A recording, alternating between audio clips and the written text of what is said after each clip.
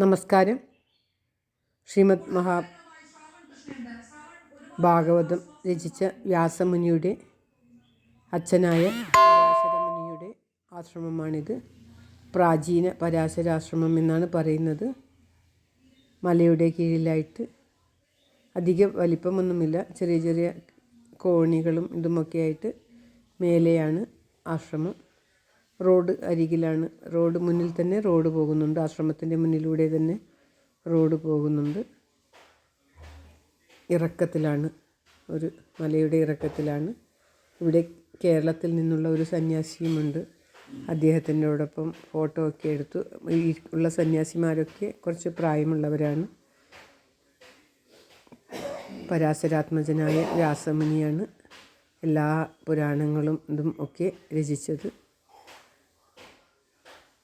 ചൂടുവെള്ളം വരുന്ന നീരുറവയാണ് ഇവിടുത്തെ ഒരു വലിയ പ്രത്യേകത. സ്ത്രീകൾക്കും പുരുഷന്മാർക്കും കുളിക്കാൻ പ്രത്യേകമായിട്ടുള്ള കുളമുണ്ട്. നല്ല ചൂടുവെള്ളം വരുന്ന നീരുറവ തന്നെ ഒഴുകി ഒഴുകി വരുന്നുണ്ട്. അതല്ലാതെ കുളവുമുണ്ട്. സ്ത്രീകൾക്ക് കുളിക്കാൻ വേറെ തന്നെ മറച്ചിട്ടുള്ള റൂം മാതിരിയുള്ള കുളമുണ്ട്. അവിടെ 4-5 സ്ത്രീകൾ കുളിക്കുന്നുണ്ടായിരുന്നു. ഞങ്ങളാരും കുളിച്ചില്ല. ക്ഷീണിതരായതിനാൽ വെറുതെ വെള്ളത്തിൽ കാലും കൈയും കഴുകിയിട്ട് വരികയാണ് ഉണ്ടായത്. ഡൊണേഷൻ നൽകുന്ന സ്ഥലം ഉണ്ടായിരുന്നു. ഫോൺ പേയിലൂടെ ഡൊണേഷൻ നൽകാമായിരുന്നു. അവിടെ വെച്ച് പലരും ഡൊണേഷൻ കൊടുക്കുന്നുണ്ടായിരുന്നു. ഒരു മലയടിവാരത്തിൽ ആകെ നല്ലൊരു അന്തരീക്ഷമായിരുന്നു. മലയാളത്തിലുള്ള ആ മുനി, കേരളത്തിൽ നിന്നും വന്ന മഹർഷി മലയാളത്തിൽ എല്ലാവരോടും സംസാരിച്ചു.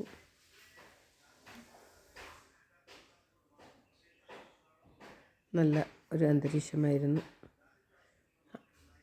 ആ ആശ്രമത്തിനും ആശ്രമത്തിൻ്റെ പരിസരത്തിലും ഉണ്ടായിരുന്നത്. അവിടെ ഉണ്ടായിരുന്ന മഹർഷി എല്ലാവരോടും ഒപ്പം നിന്ന് ഫോട്ടോ നന്നായി പോസ്റ്റ് ചെയ്ത് ഫോട്ടോയൊക്കെ എടുത്തു. ഫോട്ടോ എൻ്റെ കയ്യിലില്ല, അത് എടുത്തവർ അയച്ചു തന്നിട്ടുമില്ല. ഇതാണ് ആശ്രമത്തിൻ്റെ കവാടം.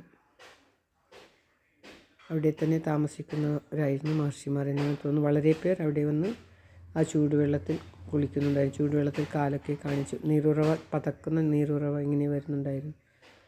ഞങ്ങളൊക്കെ ജസ്റ്റ് കുളത്തിൽ നിന്നും വെള്ളം തൊട്ട് നനയ്ക്കുകയും മാത്രമാണ് ചെയ്തത്. മുന്നിൽ ചെറിയ കടകളൊക്കെ ഉണ്ടായിരുന്നു, ചായക്കടയൊക്കെ ഉണ്ടായിരുന്നു. എല്ലാവരുടെയും നന്മയ്ക്കായി പ്രാർത്ഥിച്ചുകൊണ്ട് പരാശരമുനിയുടെ ഇതാണ് ആ കുളം.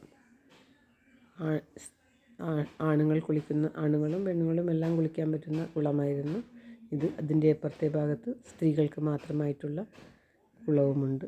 എല്ലാ സ്ഥലത്തും സ്ത്രീകൾക്ക് സെപ്പറേറ്റായിട്ട് ഇതാ അവിടെ നിന്ന് കാണുന്നതാണ് നീരുറവ. ഇങ്ങനെ അനേകം നീരുറവ, ചൂടുവെള്ളത്തിൻ്റെ നീരുറവകൾ ഉണ്ടായിരുന്നു. ഒരു ഭാഗം വളരെ തണുപ്പ്, മറുഭാഗം ചൂടുള്ള വെള്ളം.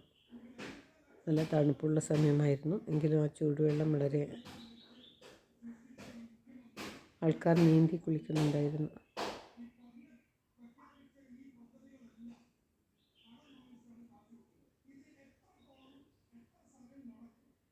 ഓം നമോ ഭഗവതി.